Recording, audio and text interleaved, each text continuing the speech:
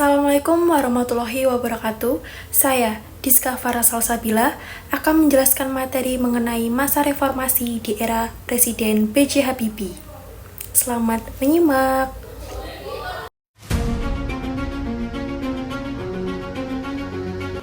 Sebelum kita masuk ke dalam materi, kita disuguhi oleh kedua gambar. Terdapat gambar A. Menurut kalian, apa yang sedang terjadi pada gambar A? Lalu juga ada gambar B. Menurut kalian, siapakah kedua tokoh di dalam gambar B? Ya, betul sekali.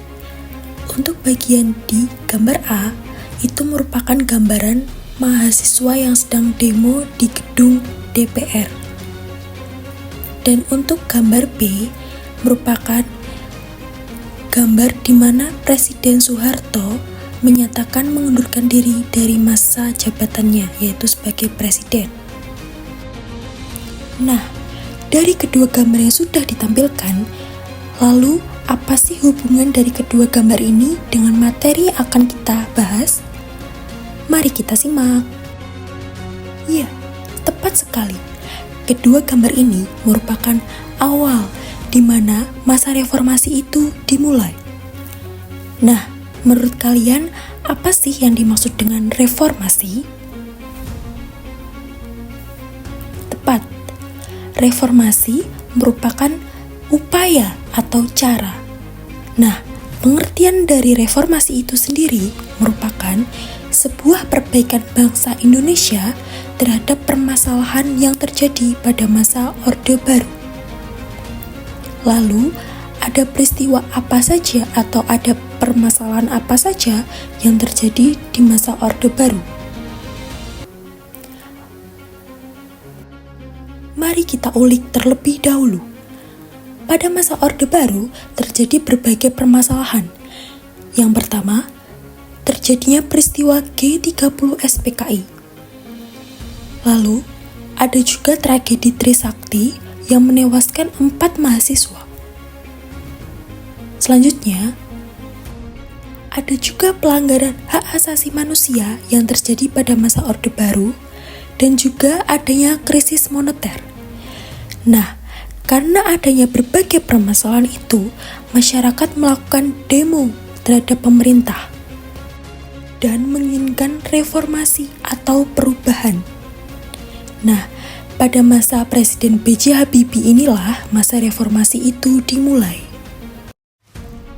Masa pemerintahan Presiden B.J. Habibie. Masa pemerintahan beliau dimulai pada tanggal 21 Mei 1998. Hal ini merupakan awal dari masa reformasi. Dan tanggal ini juga di mana Presiden Soeharto menyatakan mundur dari jabatannya. Presiden B.J. Habibie ditetapkan sebagai presiden sesuai dengan TAP MPR nomor 7 MPR tahun 1973 yang menyatakan bahwa jika presiden berhalangan, maka wakil presiden wajib menggantikan presiden.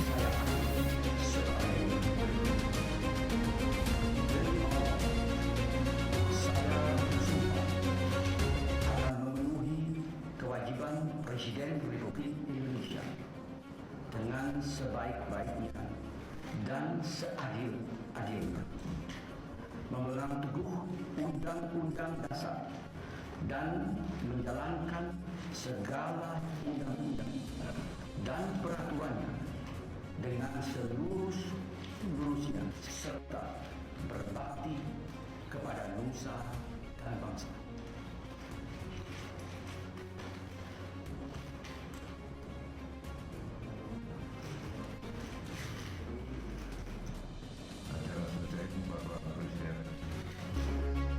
Pada masa Presiden B.J. Habibie, ada 3 hal utama yang menjadikan fokus reformasinya. Yang pertama, memperbarui berbagai perundang-undangan dalam rangka lebih meningkatkan kualitas kehidupan berpolitik yang bernuansa pemilu, sebagaimana yang diamanatkan oleh GBHN atau Garis-Garis Besar Haluan Negara. Yang kedua, meninjau kembali UUD subversif.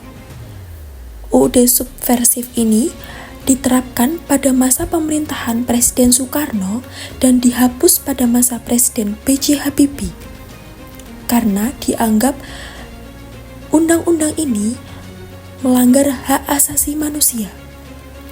Lalu, yang ketiga, mempercepat penyelesaian Undang-Undang Dasar yang menghilangkan praktik-praktik monopoli dan persaingan yang tidak sehat. Kita kembali lagi pada masa Orde Baru, terjadi berbagai persaingan tidak sehat dan juga monopoli pemilu. Yang kita ingat, pada masa Orde Baru, pemilu terus-terusan dimenangkan oleh Partai Golkar atau golongan karya. Nah, pada masa reformasi ini, sudah tidak boleh lagi adanya monopoli pemilu.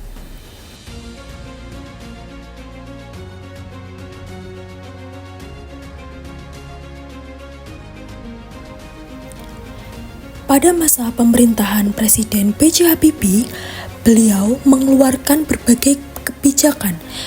Salah satunya adanya kebijakan politik. Yang pertama, pembentukan Kabinet Reformasi Pembangunan.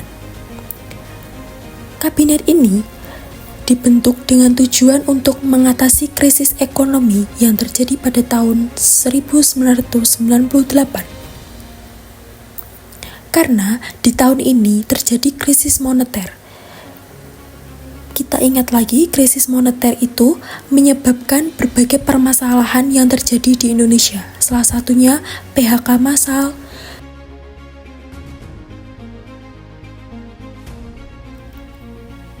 harga barang pokok naik, terjadinya berbagai kriminal, dan lain sebagainya. Karena adanya permasalahan ini, maka rakyat Indonesia ingin adanya reformasi atau perubahan. Lalu, kebijakan politik yang kedua dilaksanakannya pelaksanaan pemilu tahun 1999 atau percepatan pemilu. Pada pemilu tahun ini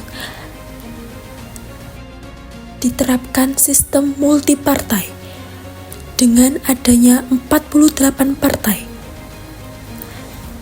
Jika di masa Orde Baru hanya ada 3 partai, yakni PDI, Golkar, dan juga P3. Pada masa reformasi ini ada 48 partai. Namun, hanya 5 partai saja yang mampu menduduki kursi atau mendapatkan jumlah kursi yang lebih banyak. Ada yang tahu apa saja 5 partai itu? Ya, betul. 3 partai di masa Orde Baru juga termasuk, yakni PDI yang berubah nama menjadi PDIP, P3, Golkar. Untuk partai Golkar ini sudah masuk ke dalam partai nasional, sudah bukan golongan karya. Yang keempat, PKB, dan yang terakhir, PAN, Partai Amanat Nasional. Kelima partai inilah yang mendapatkan jumlah kursi yang paling banyak dari 48 partai yang ada. Lalu, kebijakan politik yang ketiga, yakni ditetapkannya Tetap MPR tahun 1998. Tetap MPR yang pertama, nomor 8 tentang Amandemen UUD 1945. Ini merupakan adanya perubahan yang terjadi pada Undang-Undang 1945. Tetap MPR yang kedua, nomor 13 tentang pembatasan masa jabatan presiden dan wakil presiden. Jika di masa Orde Baru, Presiden Soeharto menjabat selama berapa tahun?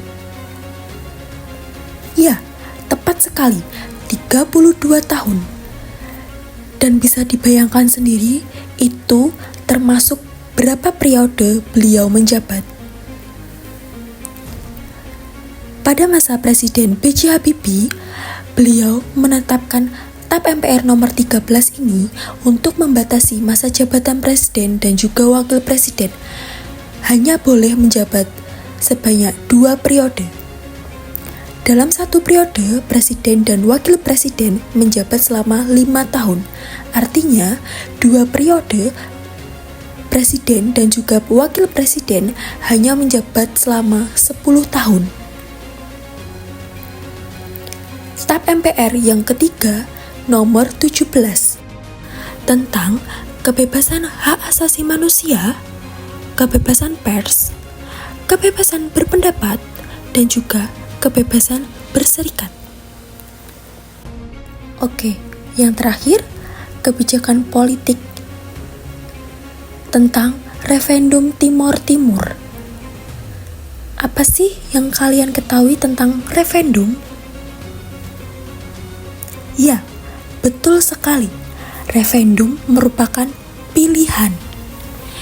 Masyarakat Timor Timur atau yang sekarang dikenal dengan Timor Leste diberikan pilihan antara mereka memilih memerdekakan bangsanya sendiri atau memilih otonomi khusus.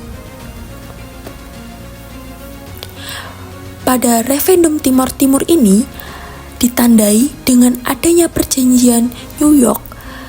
Perjanjian ini merupakan tanda terpisahnya Timor Timur dari Republik Indonesia. Sebelum adanya perjanjian ini, diadakannya referendum atau pilihan.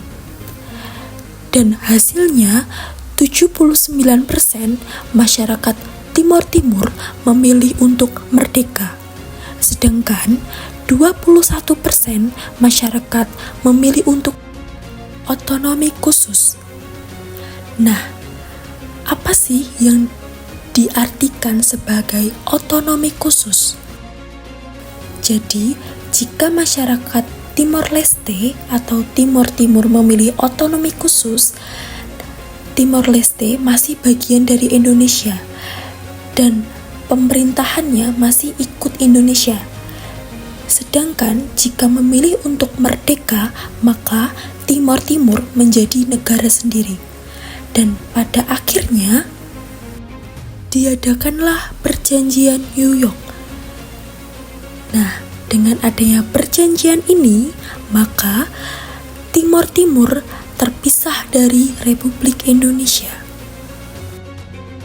Selain adanya kebijakan politik, pada masa reformasi ini juga ada kebijakan ekonomi. Yang pertama, tentang penyesuaian kembali sektor keuangan dan juga perbankan. Lalu kebijakan ekonomi yang kedua, melakukan operasi pasar. Operasi pasar ini bertujuan untuk menurunkan inflasi dan juga menaikkan nilai tukar rupiah. Lalu, kebijakan ekonomi yang ketiga, pemerintah menyediakan program JPS. JPS, ada yang tahu apa itu JPS? Nah, JPS merupakan jaring pengaman sosial.